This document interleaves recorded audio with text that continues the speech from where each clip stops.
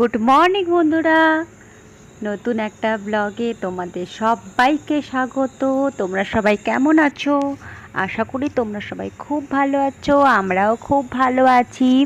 তো সকাল সকাল একটা ব্লগ নিয়ে চলে আসলাম। সকালের জলখাবার হচ্ছে আজকে বানাবো নুডলস। তো সেজন্য অনেকগুলো সবজি রাখা ছিল, ভাবলাম দিয়ে দিই, নাহলে খেতে চাইছিল না। বিশেষ করে বিটরুটটা একদমই খেতে চাইছিল না।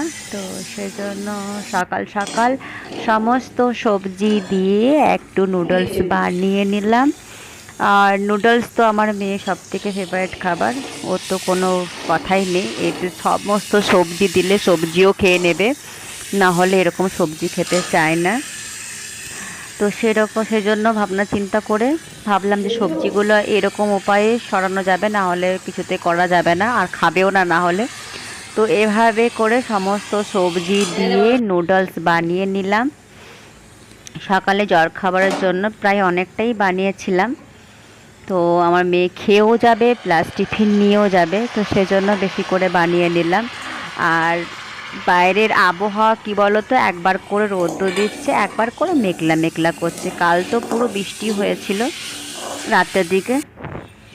তো সেজন্য এখন আবহাওয়া বোঝা খুব মুশকিল। তো এরকম আবহাওয়াতে ভাবলাম সবজিগুলো উদ্ধার করা যাবে আর একটু অন্যরকম খাওয়াও যাবে, কারণ প্রত্যেক দিন এই একঘেয়েমি রুটি আর এই পরোটা লুচি ভালো লাগে না, তাই একটু অন্যরকম বানালাম। তো দেখো, বিটরুট দেওয়ার জন্য বেশ কালারটাও বেশ ভালো এসছে। আর আমার না একটু নরম হয়ে গিয়েছিলো চাউমিনটা, কারণ আমি চাউমিনটা জলে রেখে দিয়ে আমি অনেকক্ষণ ধরে সবজি কাটছিলাম বসে বসে। তো সেজন্য একটু নরম হয়ে গেছে। তো উল্টাতে আর কি, মানে ফ্রাই করতে একটু অসুবিধা হচ্ছে নাড়াতে। তো এই দেখো আমাদের চাউমিন রেডি। এখন ওকে মেয়েকে খেতে দেবো আর প্লাস টিফিনে দেবো। তো চাউমিনটা একটু নরম, তোমাদেরকে বললাম একটু নরম হয়ে গিয়েছিল। তো চাউমিন খাওয়ার পর দেব দুধ। একজন দুধ খাবে আর একজন কমপ্লেন খাবে। আমার মেয়ে খাবে কমপ্লেন আর আমার হাজব্যান্ড খাবে দুধ। তো দুজনে এখন চাউমিন খাচ্ছে, খাওয়া হয়ে গেলে দুধটাও দিয়ে দেবো। তো এই দেখো ওদের সব খাওয়া দাওয়া কমপ্লিট। আমিও স্নান টান করে নিয়েছি, পুজোও হয়ে গেছে, আমার খাওয়া দাওয়া হয়ে গেছে, মধ্যেখানে একটু ঘুমও হয়ে গেছে। এখন আমি দুপুরে রান্না করছি। দুপুরে আজকে বানাচ্ছি ডিমের ঝোল। তো একটু তাড়াতাড়ি বানাবো খাবারটা, কারণ হচ্ছে আমার হাজব্যান্ডের ডিউটি কোনো ঠিক নেই, যখন খুশি চলে আসতে পারে বলে দিয়েছে, কারণ অফিসে একটু তাড়া আছে কাজের। তো সেই জন্য দেখো এখন কত সুন্দর রৌদ্র দিয়েছে, কিন্তু কিছুক্ষণ পর আবার দেবে, মেঘলা হয়ে গেছে। তো এই ভাতটা আমার আগেই অলরেডি করা গেছে, ভাত আর ডাল। এখন ডিমের ঝোলটা করব আর একটু গরম গরম শাক ভাজবো। ব্যাস, আজকের এটাই হবে দুপুরের লাঞ্চের মেনু। তো রাত্রে কি হবে এখন জানি না, তবে আজকে রাত্রে ভাত খাবো না, রুটি করব। কারণ প্রতিদিন ভাত খেয়ে খেয়ে একদম পেট একদম মোটা হয়ে যাচ্ছে, মানে ভুঁড়ি জমে যাচ্ছে প্রচুর পরিমাণে। একে তো মোটা, তার মধ্যে আবার ভাত খেয়ে খেয়ে আরও বেশি মোটা হয়ে যাচ্ছে। তো এ দেখো বাইরের আবহাওয়াটা এত রৌদ্র, তার মাঝে মাঝে আবার মেঘলাও হয়ে যাচ্ছে। এভাবে কাপড় চোপড় ধোয়া হয়ে গেছে, সব কিছু ওদের আসার টাইম হয়ে গেছে, তাই বারবার দেখছি। দেখো আমাকে বাইরে দেখতে পেয়ে ববি চলে এসছে, হাজির এসে। কারণ ববি জানে দুপুরে খাবার টাইম হয়ে গেছে। আমি বারবার দেখছি ওরা আসছে কি না, কারণ দুজনকারই আসার টাইম হয়ে গেছে। আসলে তাড়াতাড়ি করে খেতে দিয়ে দেবো। তো দেখো বাইরে রোদ্র আবার মেঘলা করছে। গাছগুলো দেখো একদম শুকিয়ে গেছে, আর দেখভালও করছি না, গার্ডেনের কিছু পরিষ্কারও করছি না, কারণ এবার কোয়ার্টার ছেড়ে অন্য কোয়ার্টারে যাবো, সেই জন্য আর এত মনও নেই করার জন্য। তো বিকেলবেলায় বসে গেছি ফল নিয়ে, ফল কাটছি আর টিভি দেখছি। টিভিতে রাঁধুনি বলে একটা সিরিয়াল হয় রান্না, তো সেটা দেখতে থাকি আর ফল কাটছি। আমার মেয়ের আমি দুজনে খাবো, আর আমার হাজব্যান্ড তো আসতে আজ রাত হবে, বাইরে গেছে আর কি।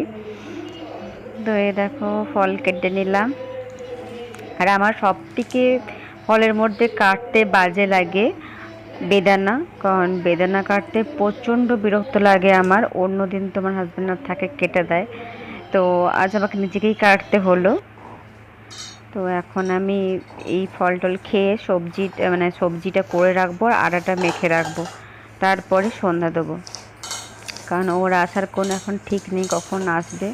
তো এসব কাজগুলো রেডি করে রাখি, কারণ বিকেলের আজকে খাবার ঝামেলা নেই। মেয়েকে একবারে তাড়াতাড়ি খাবার দিয়ে দেবো, কারণ কালকে ওর এক্সাম আছে। তো সেজন্য তাড়াতাড়ি করছি, আটাটা মেখে সবজিটা করে তারপর সন্ধ্যে দেবো, একদম তাহলে ফ্রেশ হয়ে যাব স্নান টান করে। তো সেজন্য তাড়াতাড়ি করে করছি, কারণ আজ সন্ধ্যের সময় খেতে দেব না বলে মেয়ের খিদে পেয়ে যাবে, ওই জন্য তাড়াতাড়ি ওকে রাত্রের খাবারটা করে দিতে হবে। তো এইভাবে দেখো, মেয়ে কাল পরীক্ষা, এত বড় হয়ে গেছে তাও বোঝার ক্ষমতা নেই, খেলতে যাবে এখন, সেটার জন্য ওকে বকাবকি করছি। তো কথা শুনলে তো তো আজকে ভাবলাম যে কি করা যায় সেই জন্য দেখলাম ফ্রিজে অল্প একটু মটর আছে, সেটাই সয়াবিন দিয়ে একটু সবজি বানিয়ে দিলাম, তাহলে সয়াবিনও খাওয়া হলো আর মটরটা কবে থেকে রাখা আছে সেটাও উদ্ধার হয়ে গেল। তো সেভাবে চিন্তা ভাবনা করলাম। আর এইটুকু সেলফের মধ্যে না খুবই অসুবিধা হয়, আর আমার ইন্ডাকশানটা খারাপ বলে আমাকে এখন সব কিছু গ্যাসেতেই করতে হচ্ছে। আর ইন্ডাকশানে সেলফে অনেকটা বেশ জায়গা জড়িয়ে থাকে, তো ইন্ডাকশানটা ওই জন্য প্যাক করে রেখে দিয়েছি, জায়গাটা খালি হয়ে গেছে। আর ইন্ডাকশানটা দুবার সারানো হয়ে গেল, তাও খারাপ হয়ে গেছে, এবার মনে হয় আর ঠিক হবে না, তো নতুন নিতে হবে। তো এখন স্নান টান করে আমি সন্ধ্যেতে লেগে গেছি, সন্ধে দিয়ে মেয়েকে তারপর খেতে দিয়ে দেবো, না হলে এখন পড়তে চাইবে না, বারবার খাবার নাম করবে। তো এভাবে সন্ধে দিয়ে দিচ্ছি। আর ওইদিকে আমার সিটিও পড়ছে, আমি একটা সবজিও বানিয়েছি, প্লাস কালকে সকালের জন্য একটু ডালও বানিয়ে রাখলাম। তো এই দেখো আমার গোপাল, এই গোপাল ঠাকুরটাকে আমার গিফট করেছে আমার মেয়ে গোপালের বার্থডেতে, গোপালকে মানে জন্মাষ্টমীর দিন গোপালকে দিয়েছি, ঝুলাসহ একটা গোপাল, খুব সুন্দর, খুব ছোট্টর মধ্যে। তো এটাই ভাবে নামিয়ে রেখেছি, আমার সন্ধে দেওয়া হয়ে গেছে। এবার তাড়াতাড়ি করে মেয়েকে খাবার রুটি করে মেয়েকে দিয়ে দিই। তো এ দেখো আমি ডালটা তড়কা লাগিয়ে নিচ্ছি একটু, কালকে সকালের জন্য এটা বানিয়ে রাখছি, কারণ কালকে সকালবেলা উঠতে না একদমই মন চায় না, কারণ এতগুলো রাত্রেবেলা মেডিসিন খেয়ে শুই, তো সেজন্য সকালে একদমই ঘুম ভাঙতে চায় না, খুবই কষ্ট হয়। তো সেজন্য আমি এখন সমস্ত কিছু বানিয়ে রেখে দিচ্ছি কাল সকালের জন্য, কারণ কাল সকালে রুটি বানাবো, তার জন্য অন্য কিছু বানালে কিছু করে রাখি না, কিন্তু রুটিটা যদি সকালের মেনুতে থাকে তাহলে রাত্রেবেলায় কিছুটা কাজ এগিয়ে রাখি, যেহেতু আমার আজ কাজও নেই, আর ভাত করলে একটু বেশি ঝামেলা থাকে রান্না বান্না, আর রুটি করব বলে এতটা ঝামেলাও নেই।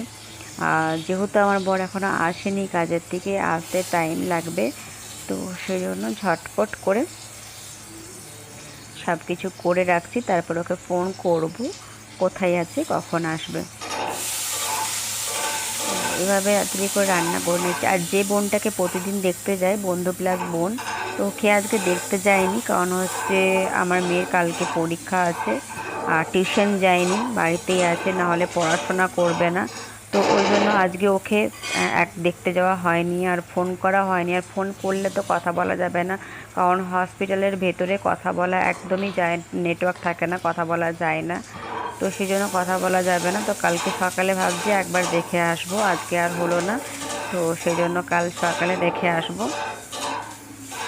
এরকম ওকে অবজারভেশনে রাখা হয়েছে, কারণ ওর যে ঘটনা ওর লাইফে ঘটছে আর কি, যেসব ঘটে চলেছে আর কি, তো সেই জন্য খুব টেনশন করছে, আর টেনশন করার জন্য ওর সুগারটা খুব হাই হয়ে যাচ্ছে, তো সেই জন্য ডাক্তারবাবু ওকে অবজারভেশনে রেখেছে। আর আমি যখন কাল দেখতে গেছিলাম তখন ওর হাজব্যান্ডকেও দেখলাম ছিল, তো ওইখানেও যেও নাকি ও বলছে আমাকে মারধর করার জন্য উপক্রম হয়েছে আর কি। তো ওর মা বাবাও এসছে মেয়েটার আর কি, তো সেই জন্য ওকে মারধর করতেছিল, যে ওকে কেন মা বাবাকে কেন ডেকে নিয়ে এসছে, বা মা বাবাকে পাঠিয়ে দেওয়ার জন্য, মা বাবাকেও নাকি ফোনে খুব অপমান করেছে। তো এই ব্যাপার, তো সেজন্য খুব টেনশন করছিল, তো আমি ওকে বোঝালাম যে টেনশন করে কিছু হবে না, আর এখানে তো কোনো ভয় নেই, যেহেতু আর্মি পুরো এর মধ্যে তুমি কোয়ার্টারে নেই, হসপিটালে আছো, কিছু যদি অসভ্যতামি করে, বাজে কথা বলে, তো তুমি অবশ্যই জানাতে পারো অফিসে। তো আজ বলেছিল জানাবে, জানি না কি করেছে, ওর সাথে আমার আজ কন্ট্যাক্ট কোনো হয়নি, কাল জিজ্ঞাসা করব কি হয়েছে। কারণ এই সময় দেখো 9 মাসের প্রেগনেন্ট, তার মধ্যে যদি হাজব্যান্ড এরকম করে তো একটা সত্যিকারের চিন্তারই বিষয়। তো সেদিক থেকে চিন্তা করে করে বেচারার অবস্থা খুবই খারাপ হয়ে যাচ্ছে। আর আজকে ভেবেছিলাম আমি একটু রান্না করে দিয়ে আসবো, কিন্তু আমার হয়নি, কারণ আমার নিজেরও শরীর ঠিক নেই আর ওর ডিউটির কোনো ঠিক নেই। যখন খুশি রান্না করতে হয় তাড়াহুড়োর মধ্যে, আবার যাব কখন সেটারও ঠিক নেই ওর কাছে। যদিও কাছে, কিন্তু যাওয়ার হয় না। তো সেজন্য কি করব আর, কালকে একবার দেখে আসবো। জন্য মনটাও খুব খারাপ করে, বেচারা 9 মাসের প্রেগনেন্ট, তার মধ্যে হাজব্যান্ড এরকম অত্যাচার করে। হাজব্যান্ডের এখন একটাই বক্তব্য যে তোমাকে নিয়ে মানে ছেলেটার বাড়ি নিয়ে যাবে, নিয়ে যাওয়ার পর তোমাকে মেরে ফেলবো। তো সেটা কি আর সম্ভব হয়? তো কি আর বলবো, মানে ওর পরিস্থিতি, যেহেতু আমাদের আর্মির মধ্যে আছে, আর্মির মধ্যে অনেক কিছু ফেসিলিটি পাওয়া যায়, ওকে বললাম তুমি সেটা কাজে লাগাও, তাছাড়া কোনো উপায় নেই। কেউ তার স্ব ইচ্ছাতে চায় না যে তার হাজব্যান্ডকে ইনসাল্ট করতে, যা হাজব্যান্ডের কোনো কিছু হোক, কিন্তু কি করবে, নিরুপায় সে। তো চলো তাড়াতাড়ি মেয়েকে খাবারটা করে দিয়ে দিই, না হলে বললাম পড়তে থাকবে না। তো এই দেখো আমার প্রায় ডালের মশলা পুরো রেডি হয়ে গেছে। এবার ডালটা দিয়ে দেবো আর আমার তার সঙ্গে খাবারটা দিয়ে রুটি করে সবজি দিয়ে মেয়েকে খাবার দিয়ে দিচ্ছি। মেয়ে একদিকে খাচ্ছে আর আমি আরেকদিকে খাচ্ছি, কারণ মেয়ে ক্যামেরার সামনে আসতে চায় না। তা আমি খাওয়া শুরু করে দিয়েছি, রুটি খাচ্ছি বলে বিছানার পরে বসেই খেয়ে নিলাম,